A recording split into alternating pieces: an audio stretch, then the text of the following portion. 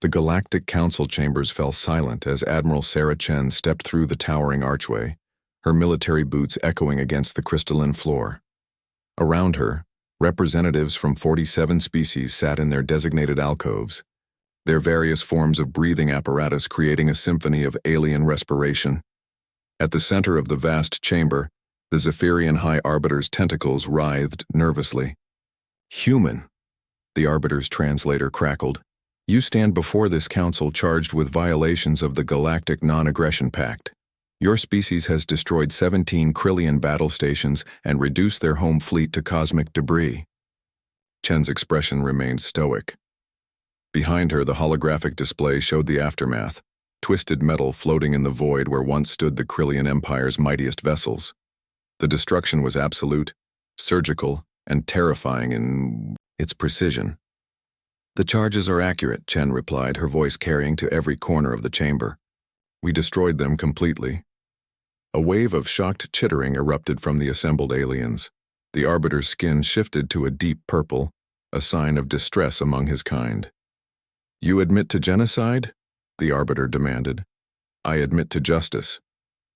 Chen activated her personal hologram projector. The image that materialized made several delegates recoil.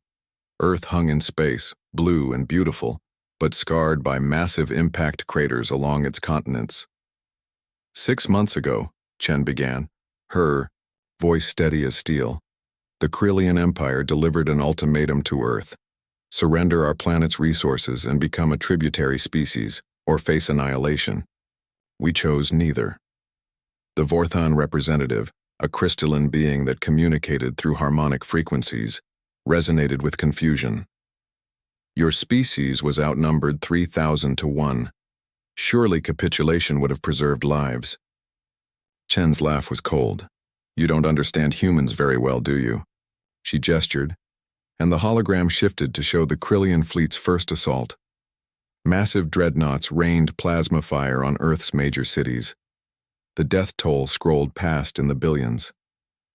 "They killed 3 billion humans in the first wave," Chen continued. "They called it a demonstration of resolve. They demanded our immediate surrender and promised that compliance would result in only minimal additional casualties." The chamber was dead quiet now. Even the background hum of life support systems seemed muted. "What they didn't understand," Chen said, her voice growing harder, "is that humans don't respond well to bullies. We never have." The hologram changed, again, showing the immediate aftermath of the attack. Instead of surrender broadcasts, it displayed something that made the alien delegates shift uncomfortably. Humans pulling survivors from rubble, tending to the wounded, and rebuilding with Siu, a fury that bordered on madness. Within 72 hours, every human government had united under a single banner. Every resource, every factory, every laboratory was converted to a single purpose. Chen's eyes swept the chamber.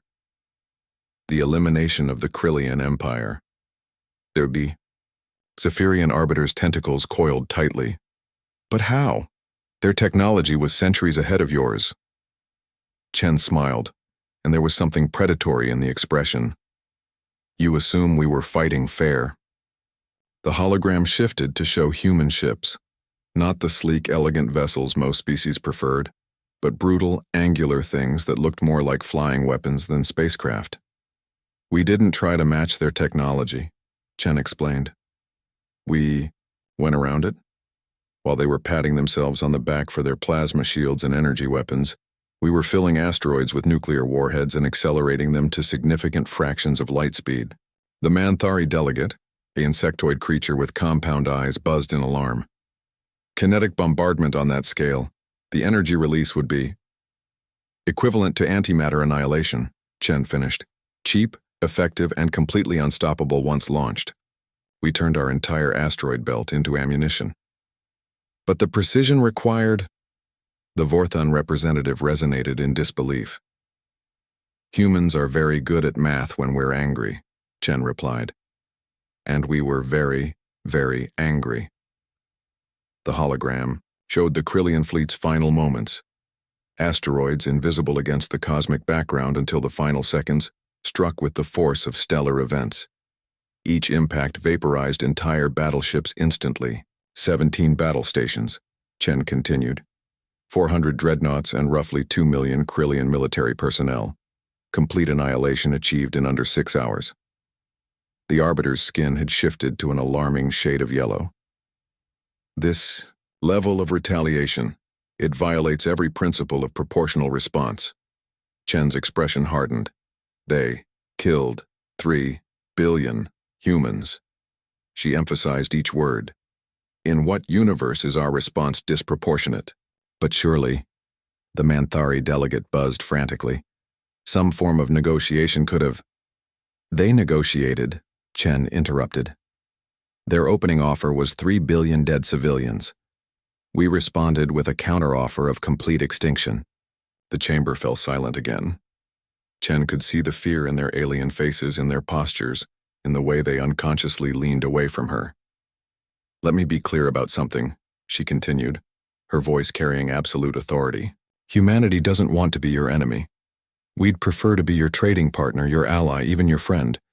But if you threaten Earth, if you threaten our people, we will end you. She gestured, and the hologram showed Earth again. But this time, it displayed the massive orbital construction platform surrounding the planet, churning out warships at an impossible rate. The Krillians threatened Earth once, Chen concluded. That was enough. We've made sure it will never happen again. The Arbiter's voice was barely a whisper. What do you want from this council? Chen's smile was sharp as broken glass.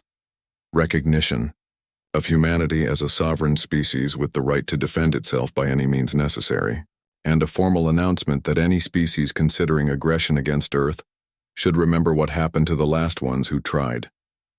As she turned to leave, her final words echoed through the chamber. We didn't start this war, but we sure as hell finished it. The council voted unanimously,